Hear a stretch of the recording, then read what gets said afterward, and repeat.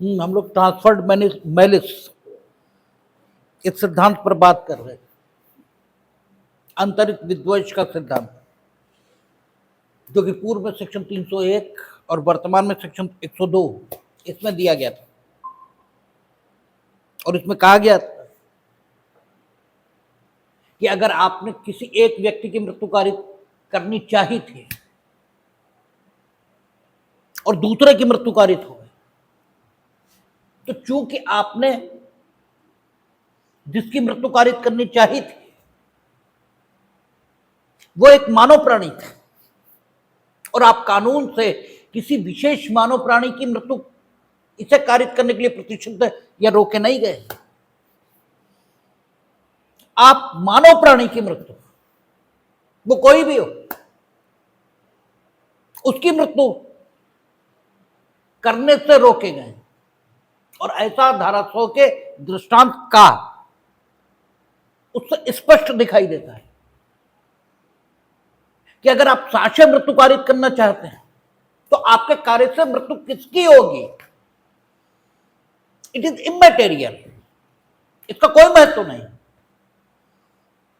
क्योंकि दृष्टांत क्या कहता है, का गड्ढे पर साक्ष्य घास और लकड़ियां बिछाता है, कौन गिरेगा कौन मरेगा यह प्रश्न महत्व का नहीं है, कोई गिरे कोई मरे। यदि आपका आशय मानव प्राणी की मृत्यु कारित करना है या आपका ज्ञान इस लेवल का है कि मानव प्राणी की मृत्यु कारित होगी, तो किस मानव प्राणी की मृत्यु आप कारित करना चाहते थे, इसका तो कोई अर्थ ही नहीं है। यानी अगर 301 न भी हो तो भी यदि एक ही मृत्यु आप कारित करना चाहते थे और बी की मृत्यु होती है तो परिणाम वही हो सकते हैं, लेकिन तब बड़े आर्गुमेंटेशन का सहारा लेना पड़ेगा। और दांडिक विधियों में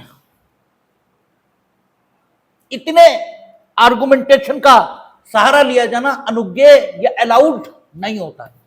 दैट इज व्हाई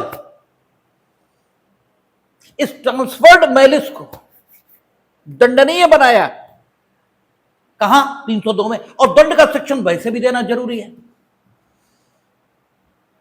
क्योंकि परिभाषा वो तो अपराध का गठन नहीं करती, जो दांडिक सेक्शन है वही अपराध का गठन करता है, क्योंकि जो दांडिक सेक्शन होता है वही विविक्षित रूप से आपको संबंधित कृत्य को करने से मना करता है और संबंधित कृत्य को दंडनीय यह भी बनाता है। जैसे कहता ना, जो कोई हत्या करेगा, इसका मतलब यह हो गया कि इंप्लाइडली यह कहा जा रहा है कि कोई हत्या नहीं करेगा, ठीक है ना। बात को कहने के दो तरीके होते हैं, एक अभिव्यक्त तरीका है, दूसरा विविक्षित है।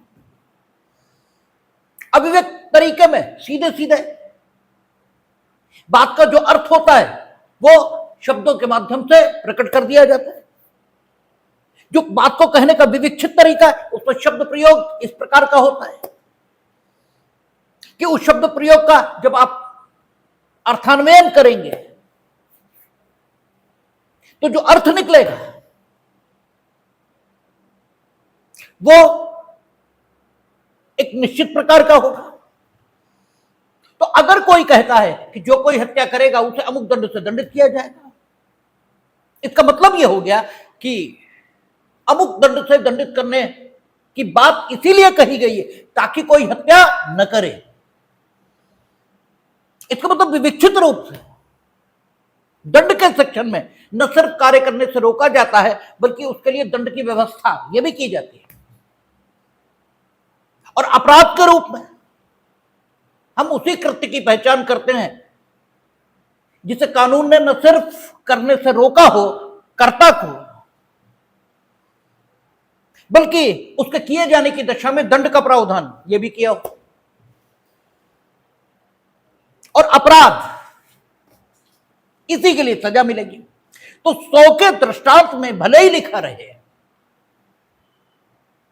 कि काने जो गड्ढे पर घास और लकड़ियां बिछाई हैं, इसके परिणाम स्वरूप किसी भी मानव प्राणी की मृत्यु होने की दशा में आपराधिक मानववध गठित हो सकता है। लेकिन इसको दंडित करने के लिए अगर कोई सेपरेट सेक्शन नहीं होगा तो 302 तो सिर्फ यही कहेगा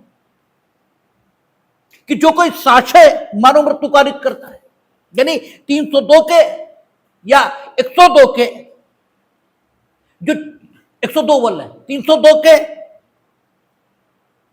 के भी क्यों, 300 के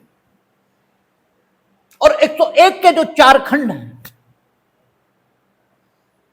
उनसे जो निष्कर्ष निकलता है वो तो यह निकलता कि निश्चित मानव प्राणी आप जिसकी मृत्यु कारित करना चाहते तो उसी, ठीक है। और 300 से भले चलिए 299 की लाइट में 300 के निष्कर्ष हत्या का निष्कर्ष दे भी सकते हैं, लेकिन जहां पर दंडनीय सेक्शन बनाया गया, यानी 302 और 100, हत्या कहां दंडित की इन्होंने, 103, ठीक है। यहां पर जो शब्द प्रयोग है उससे यह निष्कर्ष निकलता है कि अगर एक ही मृत्यु कारित करनी चाहिए थी तो एक ही होनी चाहिए, तभी दंड मिलेगा। तो ट्रांसफर्ड मैलिस के लिए, अंतरित विद्वेष के लिए एक अलग से दंड का सेक्शन बनाना जरूरी रहेगा, और इसीलिए 102 बनाया गया था, जो पूर्व में 301 बनाया गया था, ठीक है। और ट्रांसफर्ड मैलिस में उन्होंने वही कहा कि यदि कोई व्यक्ति ऐसी बात करने के द्वारा जिससे उसका आशय मृत्यु कारित करना हो, या जिससे वह जानता हो कि मृत्यु कारित होना संभाव्य है, किसकी मृत्यु कारित करना आशय था यह नहीं लिखा है, मृत्यु कारित करना आशय था, यह आपको पता था मेरे इस कार्य से मृत्यु होना संभाव्य है, बस। किसकी मृत्यु कारित करना आशय था, किसकी मृत्यु होना संभाव्य है, इसका ज्ञान होना आपको जरूरी नहीं रखा, ठीक है। उन्होंने कहा कि होना संभाव्य किसी व्यक्ति की मृत्यु कारित करके, जिसकी मृत्यु कारित करने का न तो उसका आशय और न वह यह संभाव्य जानता हो कि उसकी मृत्यु कारित करेगा, आपराधिक मानववध करे। यानी आपराधिक मानववध वो कैसे कर रहा है, उस कार्य के परिणाम स्वरूप तो कर रहा है जिस कार्य से वो मृत्यु ही कारित करना चाहता था, उस कार्य से उसकी मृत्यु को संभाव्य तो बना रहा है जिससे वो मृत्यु को ही संभाव्य बनाना चाहता था।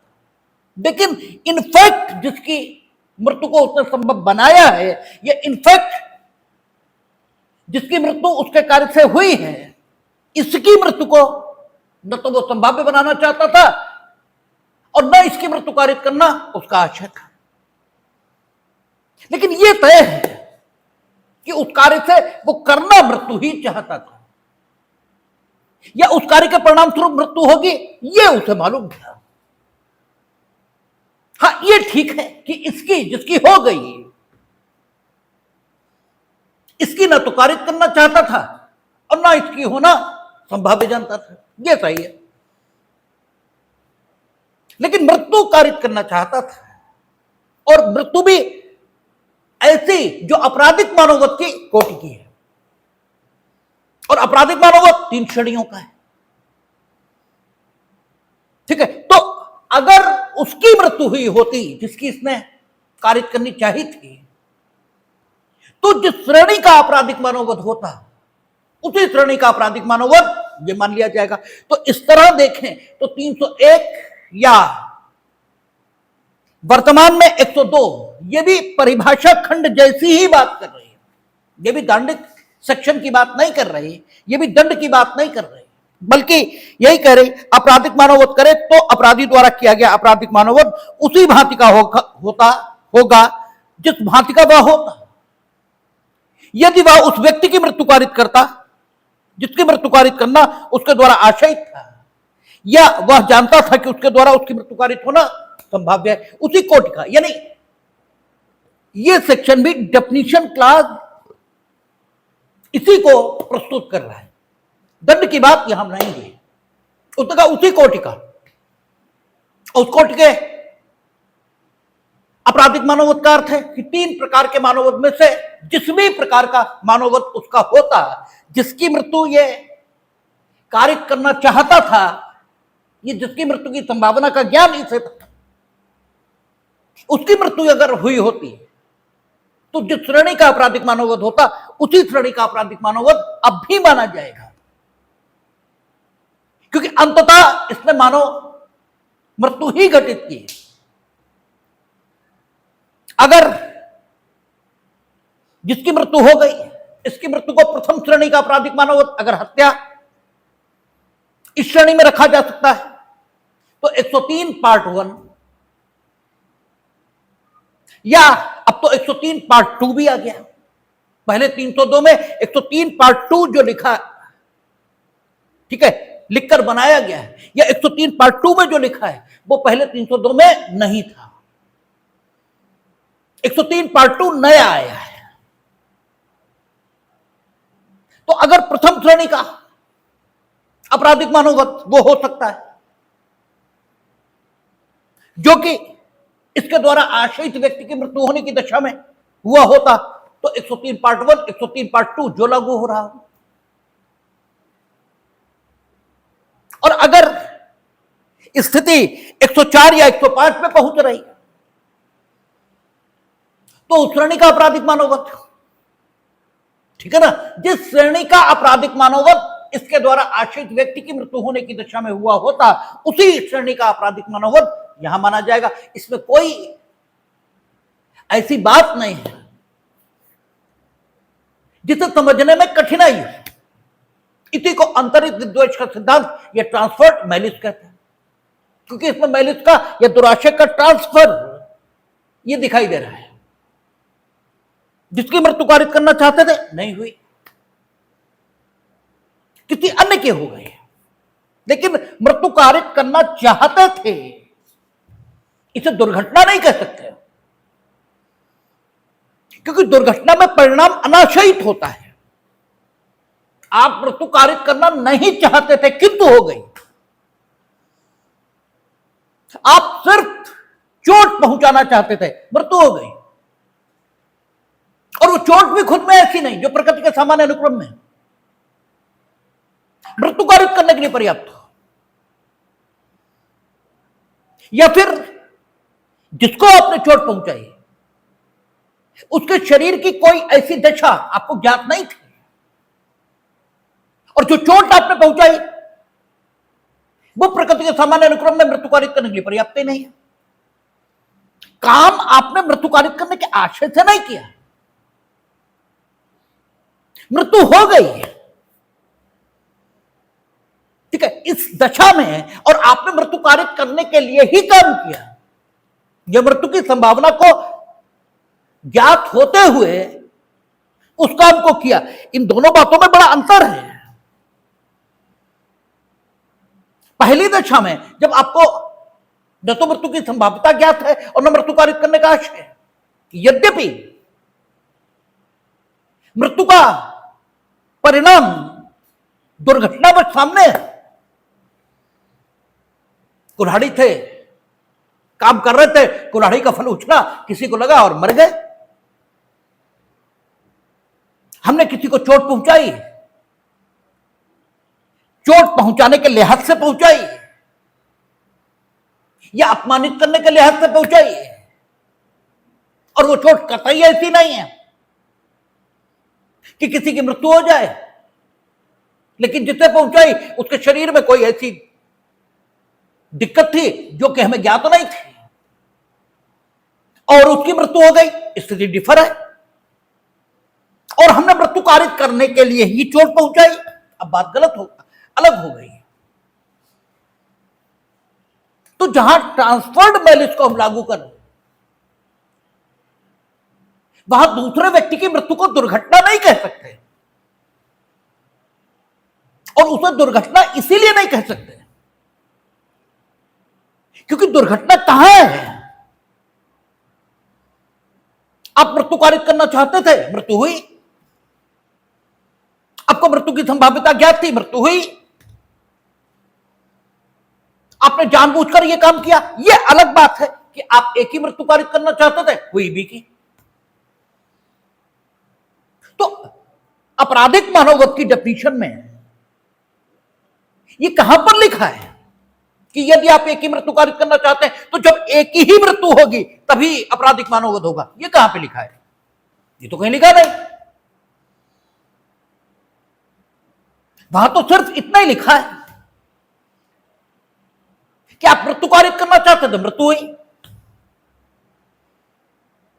आप मृत्यु की संभाव्यता का ज्ञान रखते हुए काम कर रहे थे और मृत्यु हुई। किसकी हुई इसका सवाल ही नहीं। बस मानव प्राणी की हो, बस बात खत्म हो गई। तो फिर अगर आपने एक ही मृत्यु पारित करना चाहिए थी और बी की हुई, तो इसे दुर्घटना ये कैसे माना जाए? दुर्घटना का तो अर्थ होता है अनाशयित परिणाम, अनाशयित परिणाम जो कर्ता द्वारा आशयित नहीं है, ठीक है ना? क्योंकि हमने कई बार कहा कि दुर्घटना की व्याख्या घटना के आधार पर नहीं होती।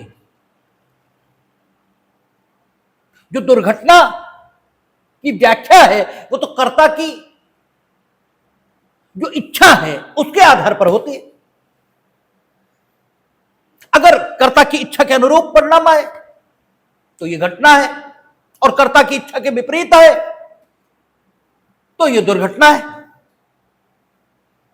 तो आपने मृत्यु कारित करनी चाहिए थी, मृत्यु ही हुई, तो दुर्घटना कहां है भाई?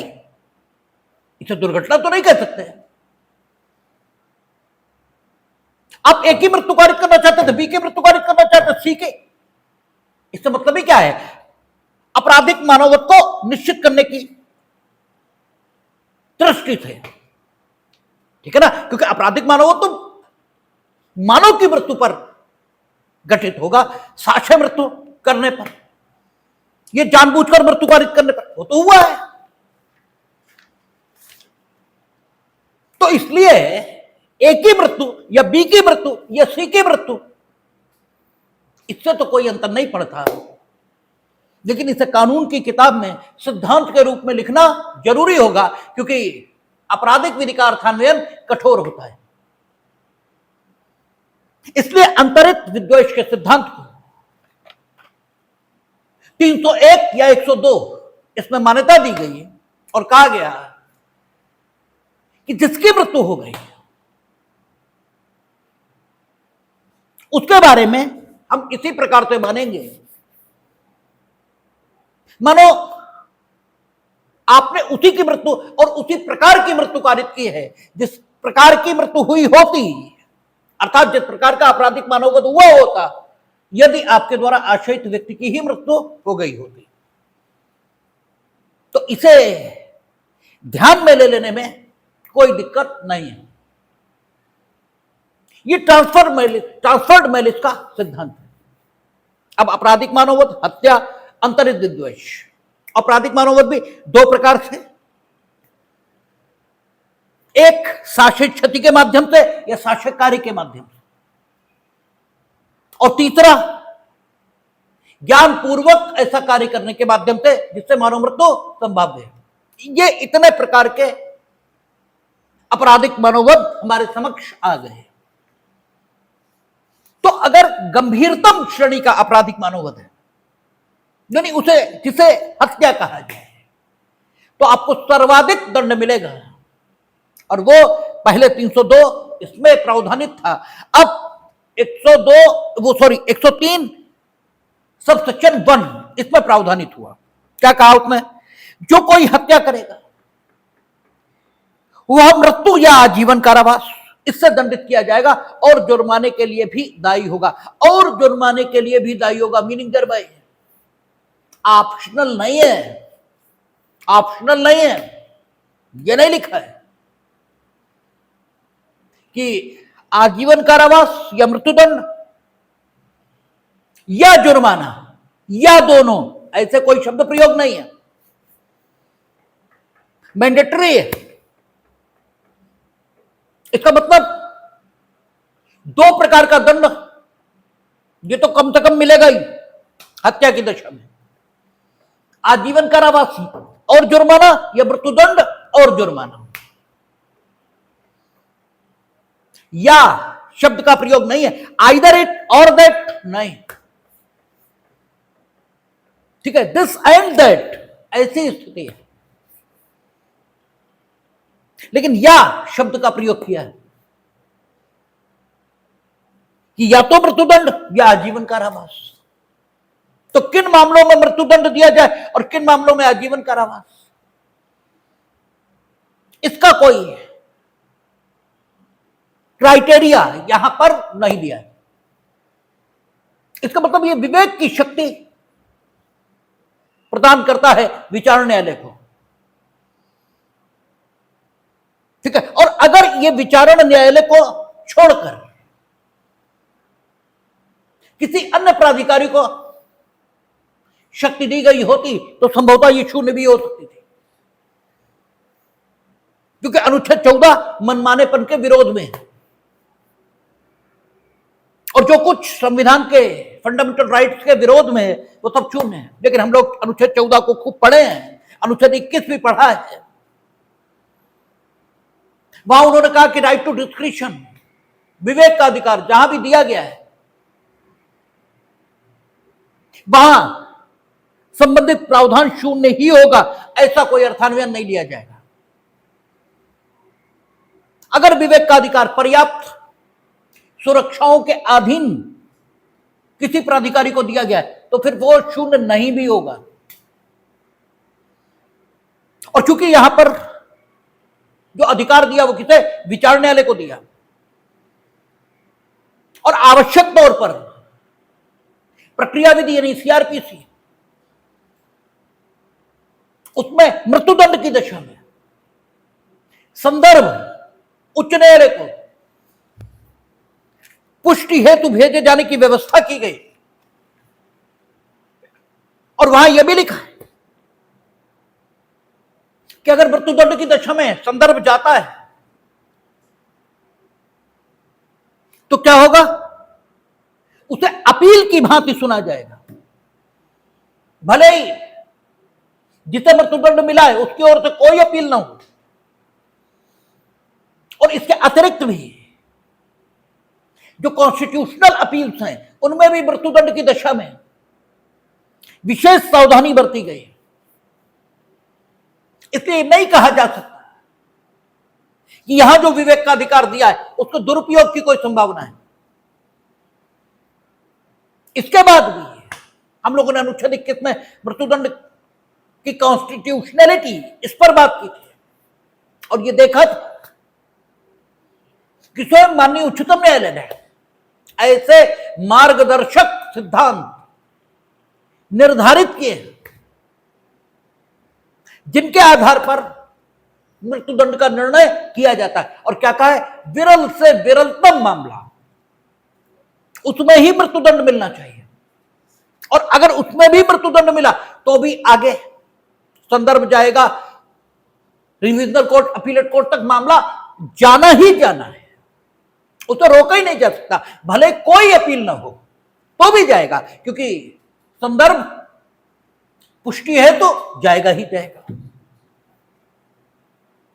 तो इस प्रावधान की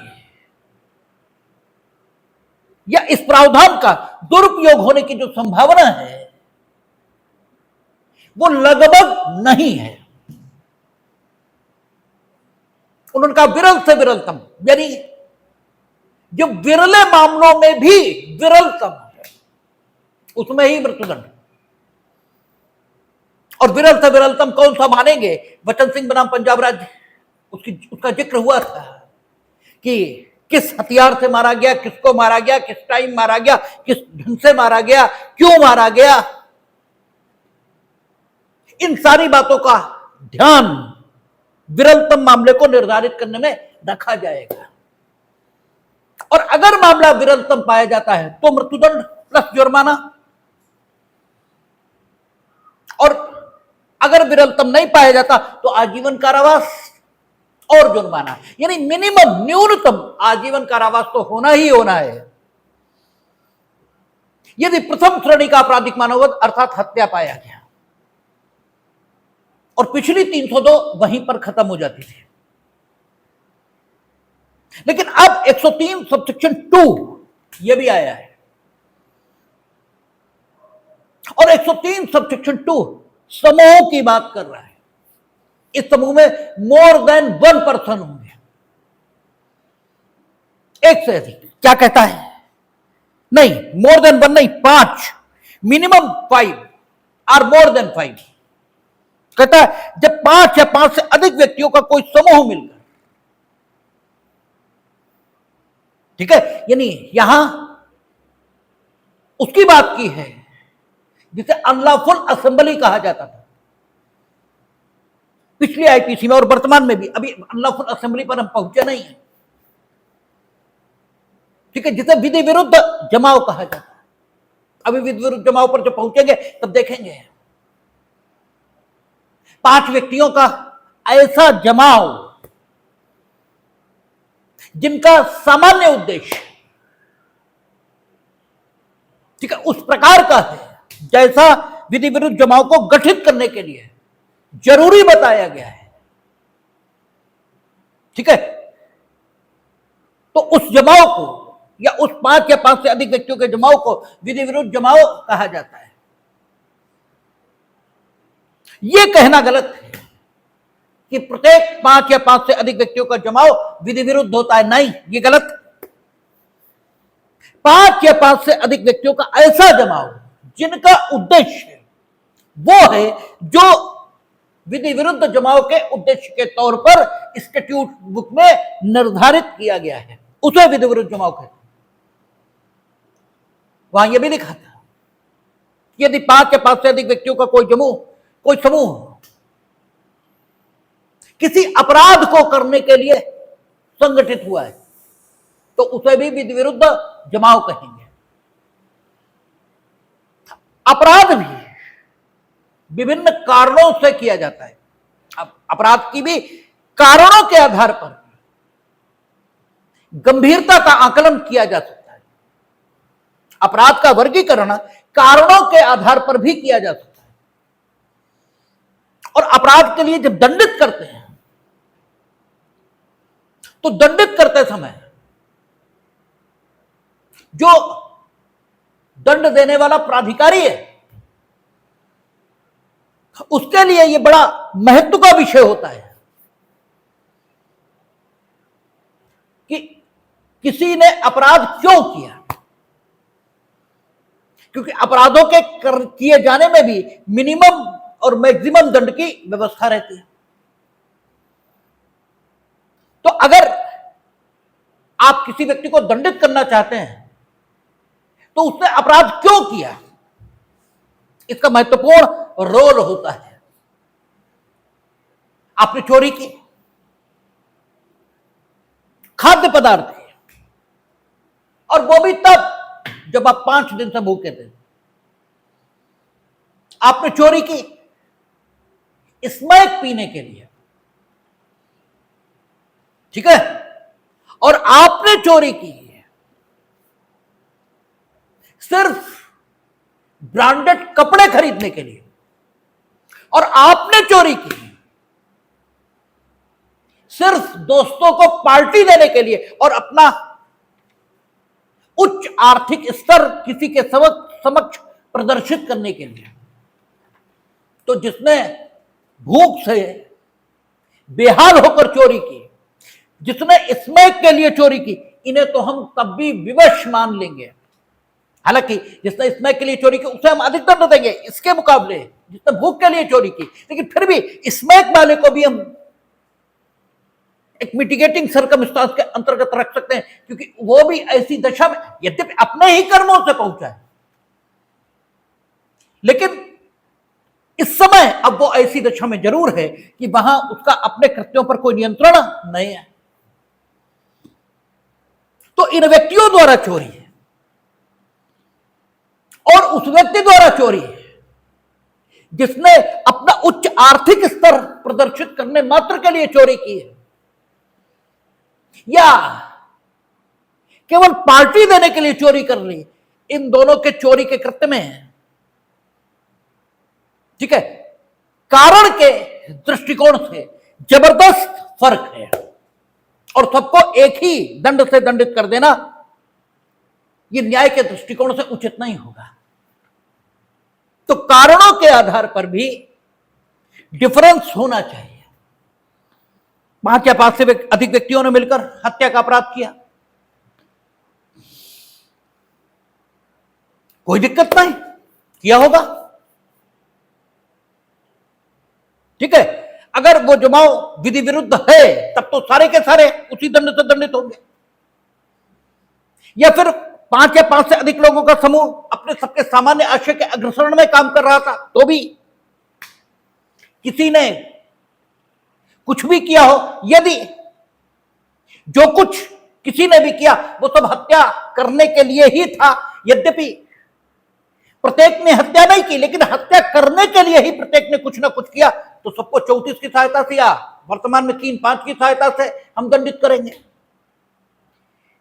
लेकिन 5 या 5 से ज्यादा लोग मिलकर हत्या के दोषी हो गए हैं, लेकिन प्रत्येक अलग अलग आशय से काम कर रहा था, तो सबको अलग अलग आशय के मुताबिक भी दंडित किया जा सकता है, ठीक है। लेकिन अगर 5 या 5 से ज्यादा लोगों का समूह हत्या ही करना चाहता था, ठीक है, 5 या 5 से अधिक से लोगों का समूह हत्या ही करना चाहता था, तो विधि विरुद्ध जमाव के सदस्य के नाते उन्हें दंड मिल जाएगा। लेकिन 5 या 5 से ज्यादा लोग थे, लेकिन वे विधि विरुद्ध जमाव के रूप में इकट्ठे नहीं थे, लेकिन उनके द्वारा हत्या की गई, ठीक है। और हत्या के पीछे जो वजह थी वो ये है, कहता है जब 5 या 5 से अधिक व्यक्तियों का कोई समूह मिलकर, वो समूह विधि विरुद्ध जमाव है नहीं है मतलब नहीं, ठीक है, वो सामान्य आशय के अग्रसरण में काम कर रहे थे नहीं कर रहे थे, इससे लेना देना नहीं, ठीक है। बस 5 या 5 से ज्यादा लोगों का समूह था और उन्होंने हत्या की है। कहता जब 5 या 5 से अधिक व्यक्तियों का कोई समूह मिलकर मूल वंश, जाति या समुदाय, लिंग, जन्म स्थान, भाषा, वैयक्तिक विश्वास या किसी अन्य समरूप आधार पर हत्या कारित करते हैं, तो ऐसे समूह का प्रत्येक सदस्य मृत्यु या आजीवन कारावास के दंड से दंडनीय होगा और जुर्माने के लिए भी दायी होगा। 5 या 5 से अधिक लोगों का समूह विधि विरुद्ध जमाव था या नहीं था इसका मतलब नहीं, क्योंकि विधि विरुद्ध जमाव 5 या 5 से अधिक लोगों से गठित होता है, लेकिन तब जब वे एक निश्चित उद्देश्य को लेकर संगठित होते हैं, ठीक है। सेक्शन 34 दिमागों का पूर्व मिलन यह निर्धारित करता है, ठीक है। अगर दिमागों का पूर्व मिलन यह सिद्ध नहीं हुआ, ठीक है, तो एक जैसा आशय रखने के बाद भी 5 या 5 से अधिक लोग सामान्य आशय के आधार पर दंडित नहीं किए जा सकते। आपको हमने खूब बताया था कि समरूप आशय और सामान्य आशय, समान आशय और सामान्य आशय, इनमें फर्क है। हमने कहा था कि समान आशय सामान्य आशय नहीं होता।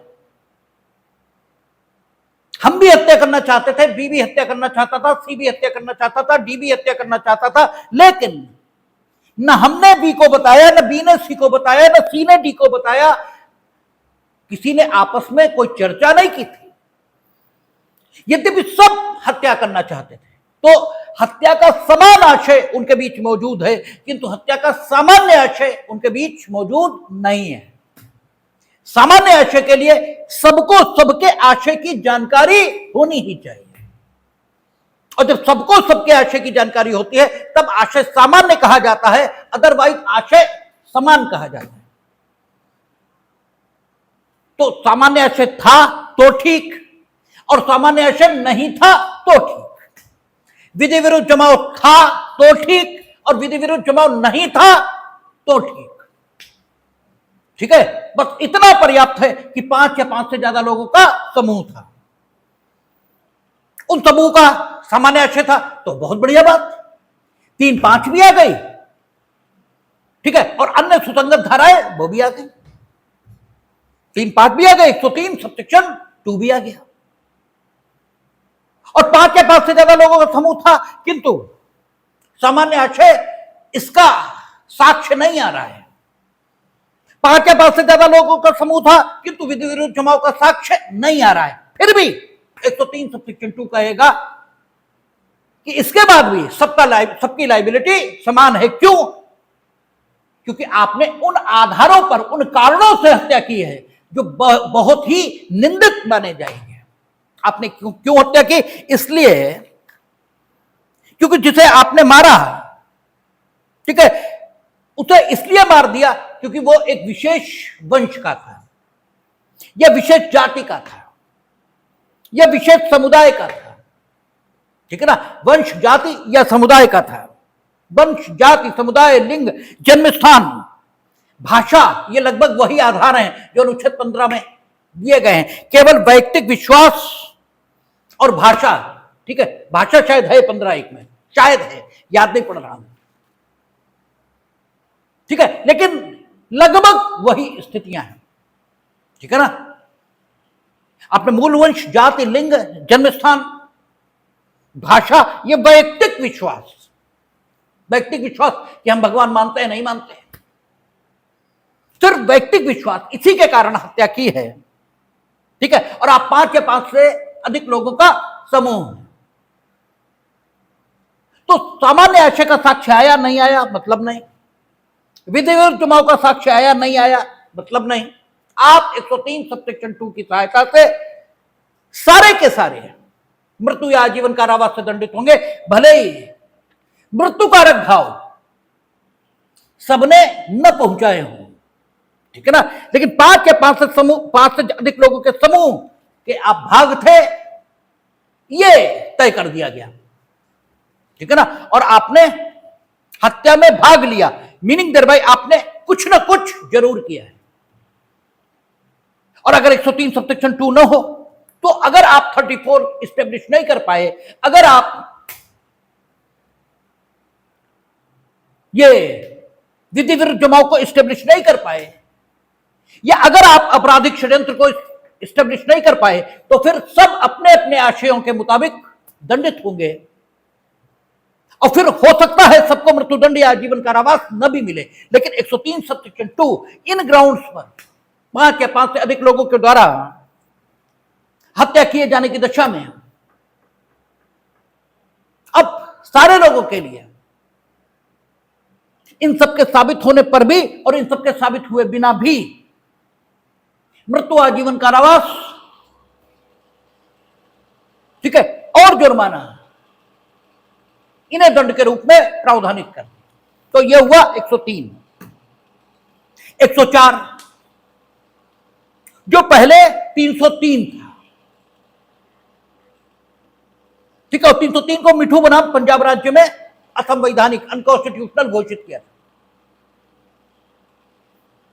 ठीक है, पूर्व आईपीसी में जो 303 थी,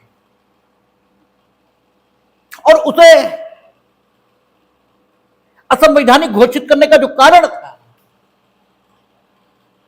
वो कारण यह था कि उस सेक्शन में यह लिखा था कि अगर आजीवन कारावास से दंडित कोई व्यक्ति पुनः हत्या का दोषी हो जाएगा, शायद यही लिखा था कि हत्या के लिए आजीवन कारावास से दंडित कोई व्यक्ति पुनः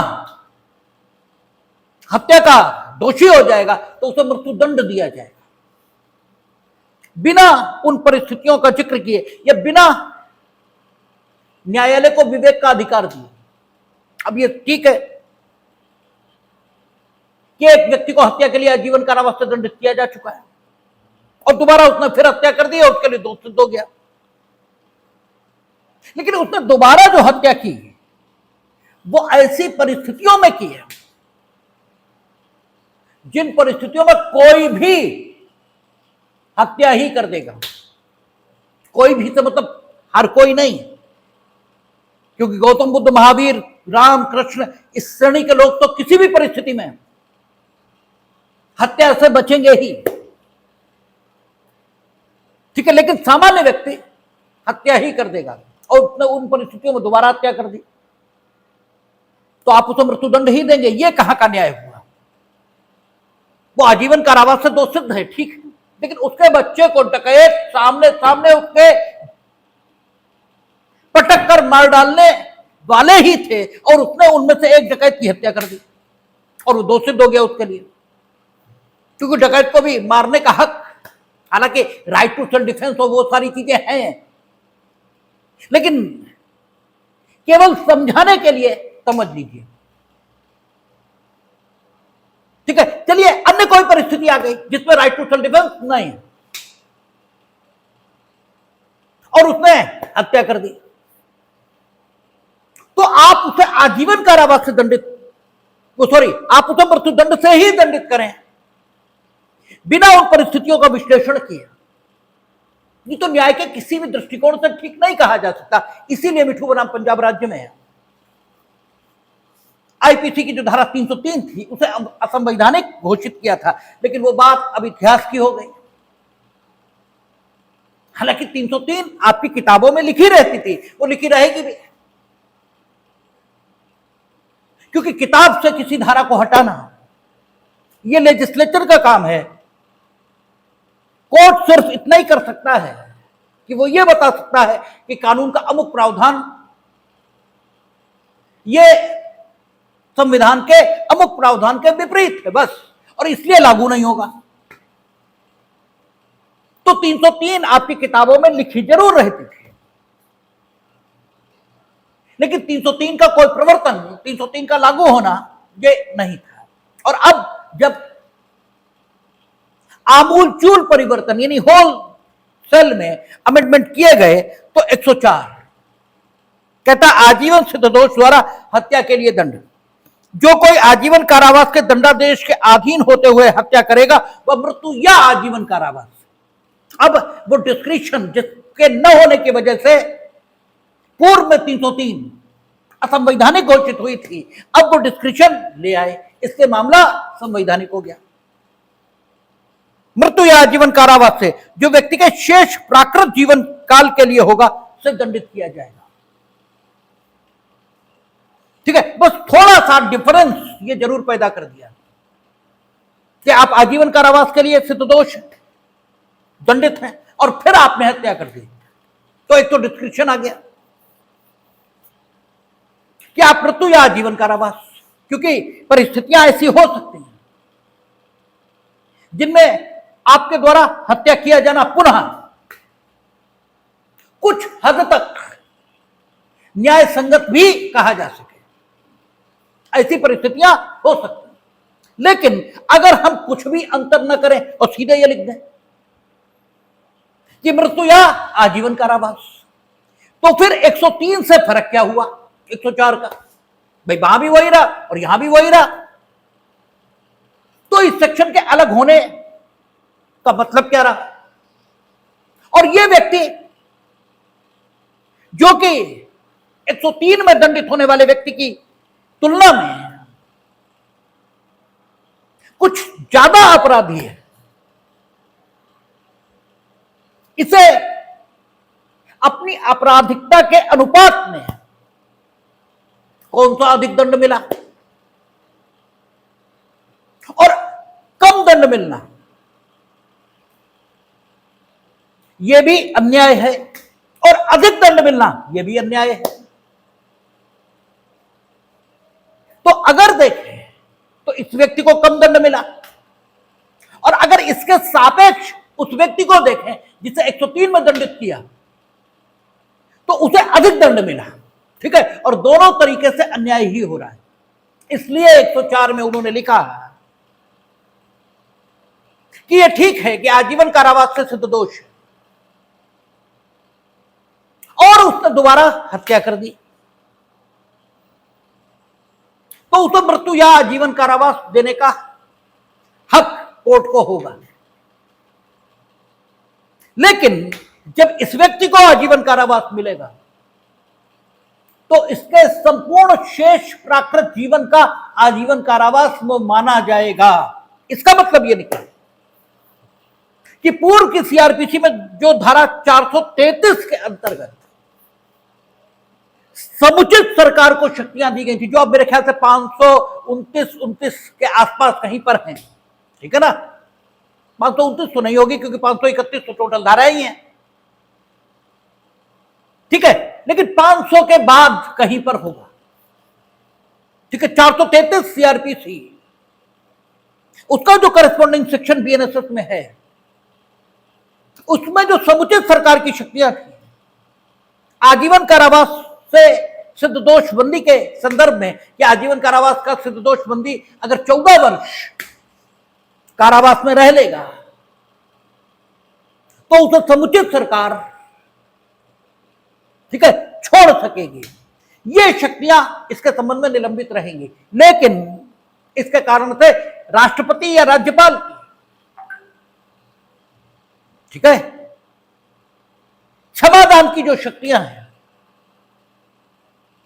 उन पर कोई विपरीत प्रभाव कारित हो जाए, ऐसा नहीं होगा,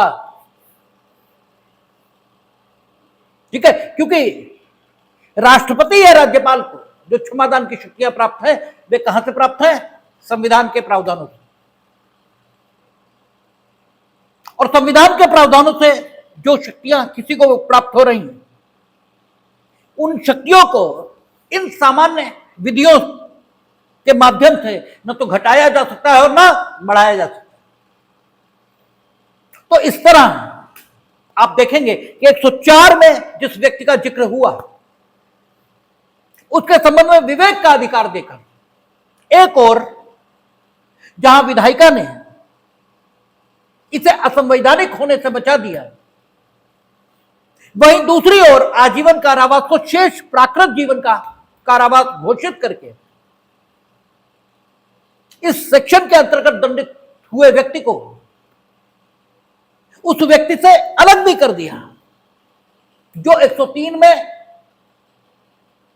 हत्या के लिए दंड पाएगा, ठीक है ना, उससे अलग भी कर दिया।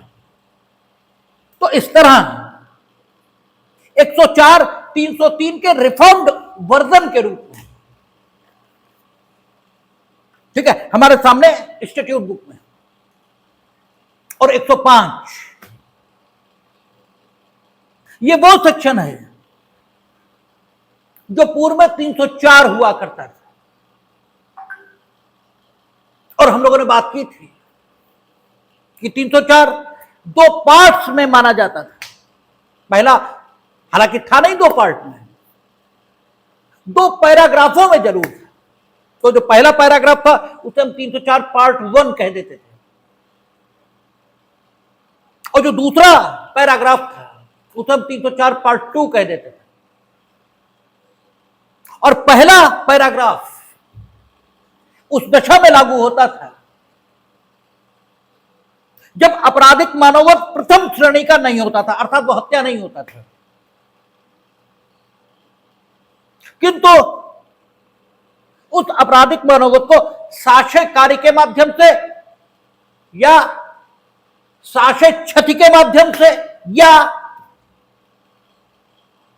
हत्या होने के बाद, यानी कर्ता का कृत्य हत्या निर्धारित हो जाने के बाद अपवादों में आ जाता था, तो और अपवादों में आने के कारण से जब हम उसे हत्या की कोर्ट में न आने वाला आपराधिक मानववध मान लेते थे, तब उस मानववध के लिए और धारा 299 या वर्तमान में 100, इसके ऊपर के जो दो सेक्शन है, या इसके ऊपर से इस सेक्शन में ऊपर की जो दो स्थितियां हैं, उनमें जो आपराधिक मानववध आता था, ठीक है, उस द्वितीय श्रेणी के आपराधिक मानववध के लिए 304 पार्ट 1 इसे हम लागू करते थे और उसमें व्यक्ति को दंडित करते थे। अब क्योंकि हत्या की स्थितियां हम लोग देखते थे, तो हत्या तो गंभीरतम श्रेणी का आपराधिक मानववध, और गंभीरतम श्रेणी का आपराधिक मानववध आपने किया, यह तय हो गया। उसके बाद यह स्थिति आई है कि कोई एक्सेप्शनल सर्कमस्टांस यानी अपवादिक परिस्थिति आपके पक्ष में काम करना शुरू कर दी। सिर्फ इसलिए हमने आपके द्वारा कारित आपराधिक मानववध को द्वितीय श्रेणी का मान लिया। ठीक है, तो आपको न्यूनतम श्रेणी के आपराधिक मानववध के कर्ता के समान दंड तो नहीं ही मिलना चाहिए, क्योंकि कृत्य तो आपका हत्या ही था, बस अपवादिक श्रेणी में आ गया, यह बात अलग हो गई।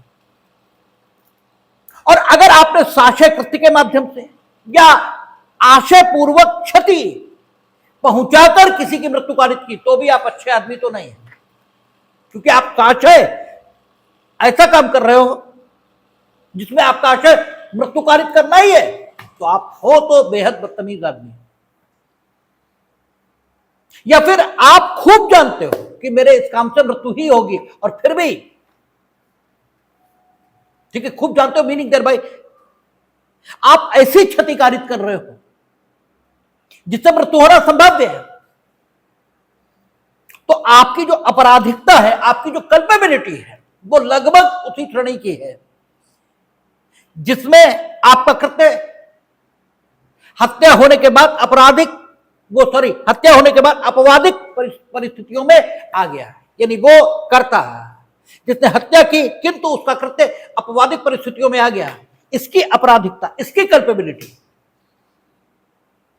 और धारा 100 की जो ऊपरी दो स्थितियां हैं, उनमें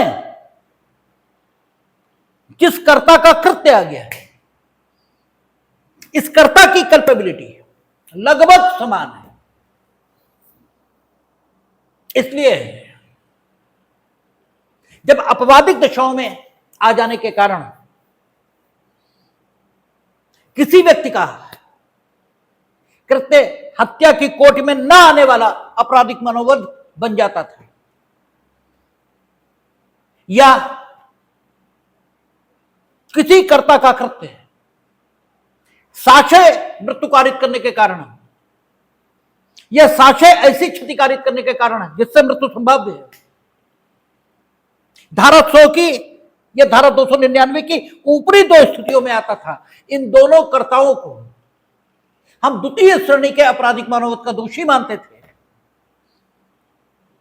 और उसको 304 के पार्ट 1 उसमें दंडित करते थे, और 304 पार्ट 1 में आजीवन कारावास, ठीक है, अधिकतम,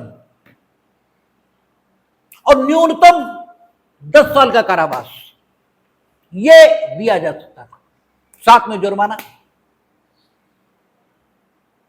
अब वो व्यक्ति जो न्यूनतम श्रेणी का आपराधिक मानववध करता है, यानी उसे ज्ञान है कि मेरे इस कार्य से मृत्यु हो सकती है, लेकिन उसके कार्य का प्राकृतिक परिणाम मानव मृत्यु ही है, यह नहीं कहा जा सकता।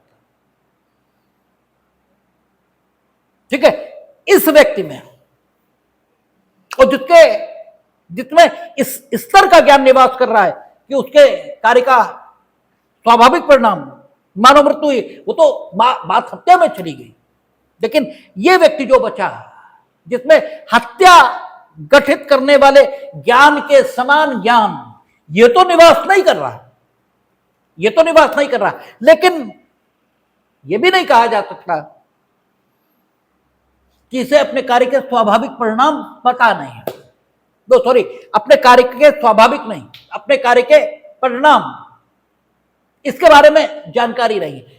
आप देखें ना, धारा 100 में दृष्टांत का भाई साक्ष्य लकड़ियां और घास बिछाता है, और उसके उसी काखंड में या इस ज्ञान के साथ लकड़ियां और घास बिछाता है कि कोई मानव प्राणी गिर सकता है। तो ये जो ज्ञान है,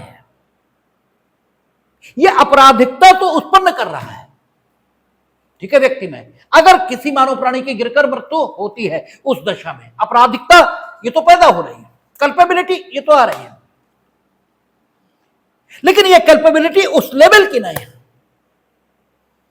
जिस लेवल की कल्पेबिलिटी तब होती है जब ज्ञान उस लेवल का होता जो कि मामले को हत्या में पहुंचा देता। उस लेवल की कल्पेबिलिटी ये नहीं है, और न ही कार्य साक्ष्य ठीक है मृत्यु कारित करने के लिए या साक्ष्य इस प्रकार की क्षति कारित करने के लिए किया गया कि उससे मानव मृत्यु संभाव्य हो। तब इस व्यक्ति को 304 के पार्ट 2 में हम दंडित करते थे न्यूनतम श्रेणी का आपराधिक मानववध कारित करने के लिए, और वो न्यूनतम श्रेणी का जो आपराधिक मानववध था उसमें जो दंड प्रोवाइड रहता था 304 पार्ट 2 में, वो रहता था अधिकतम 10 साल का कारावास, अधिकतम। अब कौन से मामले ठीक है 304 पार्ट 1 में जाते थे और 304 पार्ट 2 में जाते थे, इसे सैद्धांतिक रूप से हमने आपके सामने रखा, लेकिन व्यवहारिक रूप से आप देखेंगे तो आपकी किताबों में मामले ये शीर्षक लिखकर अनेकों मामलों का जिक्र है जिसमें बताया गया कि इस कारण से इसमें 304 पार्ट 1 लागू होगा, इस कारण से इसमें 304 पार्ट 2 लागू होगा। वो तथ्य संबंधी सवाल है, ये सैद्धांतिक दृष्टिकोण है। ठीक है, आप राइट टू सेल्फ डिफेंस से एक्सीड कर गए, ठीक है, तब तो आप अपवादिक परिस्थिति में आए और 304 पार्ट 1 में आप दंडित होंगे।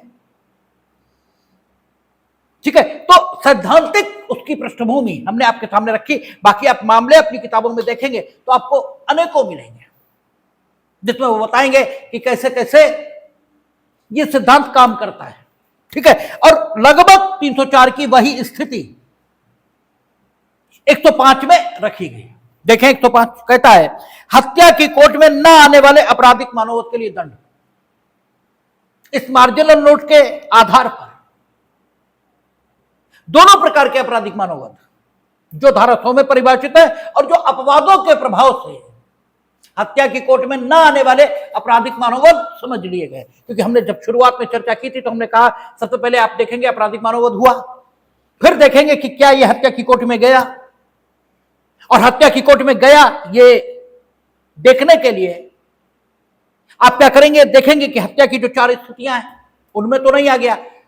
अगर उनमें नहीं आया तो यह हत्या की कोर्ट में न आने वाला आपराधिक मानववध ही रह गया, बात ही खत्म हो गई, बात ही खत्म हो गई। और अगर आपने पाया कि नहीं आपराधिक मानववध हुआ और यह हत्या की कोर्ट में भी आ गया है, यह आपने पा लिया, तो अगला जो जांच का विषय होगा वो क्या होगा कि यह अपवादिक परिस्थितियों में तो नहीं आ गया। जब हत्या में पहुंच जाएगा फिर आप ये देखेंगे यह अपवादिक परिस्थितियों में तो नहीं आ गया, और अगर अपवादिक परिस्थितियों में आ गया तो फिर यह हत्या की कोर्ट में न आने वाला आपराधिक मानववध ये बन गया, फिर से बन गया आपराधिक मानववध जो हत्या की कोर्ट में नहीं आता। तो दोनों प्रकार के आपराधिक मानववध हत्या की कोर्ट में न आने वाले आपराधिक मानववध हो सकते हैं, वो जो धारा 100 में ठीक है परिभाषित किया गया है, और वो जो हत्या के अपवादों में आ गया है। ठीक है ना, उन दोनों आपराधिक मानववध को हत्या की कोर्ट में न आने वाला आपराधिक मानववध ही कहेंगे, और उन दोनों के लिए दंड पहले 304 में था और अब 105 में है। इसीलिए मार्जिनल नोट ये कह रहा है कि हत्या की कोर्ट में न आने वाले आपराधिक मानववध के लिए दंड। क्या कहता है, जो कोई ऐसा आपराधिक मानववध करेगा जो हत्या की कोर्ट में नहीं आता, ठीक है, ऐसा आपराधिक मानववध करेगा जो हत्या की कोर्ट में नहीं आता, मीनिंग देयर बाय चाहे वो धारा 100 में आता हो और चाहे वो हत्या के अपवादों में आ जाने के कारण हत्या की कोर्ट में न आने वाला आपराधिक मानववध हो। ठीक है, जो कोई आपराधिक मानववध ऐसा करेगा जो हत्या की कोर्ट में नहीं आता, यदि वह कार्य जिसके द्वारा मृत्यु कारित की गई मृत्यु या ऐसी शारीरिक क्षति जिससे मृत्यु होना संभाव्य है कारित करने के आशय से किया जाए। यानी अगर आपके द्वारा मृत्यु कैसे की गई है, मृत्यु कारित करने के या ऐसी शारीरिक क्षति कारित करने के जिससे मृत्यु होना संभाव्य, ऐसे कार्य के माध्यम से, ठीक है ना, ऐसे कार्य के माध्यम से, यानी हत्या की कोर्ट में ना आने वाला आपराधिक मानववध तो अपवादों में आ जाने के कारण हत्या कोटि में ना आने वाला आपराधिक मानववध बन गया, और उधर वाला तो 100 की 2 स्थितियां, और इधर की अगर ऐसी शारीरिक क्षति, क्योंकि 300 का जो पार्ट 4 है वो भी ये कहता है यदि कार्य इतना आसन्न संकट है कि पूरी यदि संभाव्यता है कि किसी व्यक्ति को मृत्युकारक क्षति पहुंचा देगा या मृत्यु कर ही देगा, ठीक है ना, और फिर मृत्यु हुई, तो आप चौथे खंड के मुताबिक, यानी अगर मामला चौथे खंड में भी आया तो भी मृत्यु किसी क्षति के परिणाम स्वरूप यही होगी, ठीक है ना, यह मृत्यु कारित करने के लिए किए गए कार्य के माध्यम से ही होगी, ठीक है ना। इसका मतलब यह हुआ कि अगर मामला हत्या में पहुंचकर अपवादित परिस्थितियों में आ जाने के कारण आपराधिक मानववध बना तो, और अगर धारा 100 की ऊपर की 2 स्थितियों में आने के कारण कार्य आपराधिक मानववध बना तो मृत्यु हमेशा कैसे होगी, शारीरिक क्षति से या मृत्यु कारित करने के लिए किए गए काम के माध्यम से, ठीक है, इसके अलावा मृत्यु नहीं हो सकती। और अगर ऐसा हुआ तो फिर क्या होगा, कहता है मृत्यु कारित की गई, मृत्यु या ऐसी शारीरिक क्षति जिससे मृत्यु होना संभाव्य कारित करने के आशय से किया जाए तो वह आजीवन कारावास से या दोनों में से किसी बात के कारावास से जिसकी अवधि 5 वर्ष से कम नहीं होगी किंतु जो 10 वर्ष तक की हो सकेगी। ये थोड़ा इन्होंने बदल दिया मामले को, 304 में ये मिनिमम दंड प्रोवाइड नहीं था, ठीक है, मिनिमम नहीं था, उसमें कहा था या तो आजीवन कारावास या 10 वर्ष तक का कारावास, ठीक है, 10 वर्ष तक के कारावास में 5 साल से कम भी हो सकता था, लेकिन अब उन्होंने कर दिया कि नहीं, अगर मृत्यु कारित करने के लिए किए गए कार्य के माध्यम से मृत्यु हुई है या शारीरिक क्षति कारित करने के लिए किए गए कार्य के माध्यम से मृत्यु हुई तो या तो आजीवन कारावास हो, तो पहले ही जैसा है, या 10 वर्ष का कारावास, वो भी वही सही है। लेकिन अगर 10 से कम देना चाहते हैं इस दिशा में आप तो 5 से कम नहीं दे सकते, ठीक है, न्यूनतम 5 ईयर आ गया। और अगर इसके सिवाय यानी केवल उस कार्य के माध्यम से मृत्यु कारित की गई जिसमें आपको ज्ञान था कि मेरे कार्य से मानव मृत्यु हो सकती है, यानी न्यूनतम श्रेणी का आपराधिक मानववध अगर किया, जो पहले 304 पार्ट 2 में आता था, उसके लिए कह रहा है, ठीक है, 5 वर्ष से कम नहीं होगी किंतु जो 10 वर्ष तक की हो सके दंडित किया जाएगा, जुर्माने का विधायक होगा यदि वह कार्य इस ज्ञान के साथ कि उससे मृत्यु कारित करना संभाव्य है किंतु मृत्यु या ऐसी शारीरिक क्षति जिससे मृत्यु कारित करना संभाव्य है कारित करने की किसी आशय के बिना किया जाए, यानी शारीरिक क्षति या मृत्यु कारित करने का आशय नहीं है, केवल ज्ञान है, केवल ज्ञान कि इससे मेरे कार्य से मृत्यु संभाव्य है और मृत्यु हो गई तो वह दोनों में से किसी बात के कारावास जिसकी अवधि 10 वर्ष तक की हो सकेगी और जुर्माने से भी दंडित किया जाएगा। यानी न्यूनतम श्रेणी का आपराधिक मानववध इसीलिए इसको कहते हैं क्योंकि इसमें न्यूनतम दंड प्रोवाइड है, केवल 10 साल तक का कारावास, यानी 1 साल का भी हो सकता, 2 साल का भी हो सकता, 4 साल का भी हो सकता, केवल 10 साल तक का। तो ये ब्रांडिंग सेक्शन पर बात हुई। अब कल बात करेंगे 106 पर, जो पूर्व में 304A थी, ठीक है ना, जो पूर्व में 304A थी और ये बेहद इंपॉर्टेंट, आजकल तो 304A ही पूछ रहे हैं और वो भी मेडिकल नेग्लिजेंस के संदर्भों में पूछ रहे हैं, इसलिए ये बहुत इंपॉर्टेंट हो जाएगा और कल बात करेंगे 106 पे देखेंगे।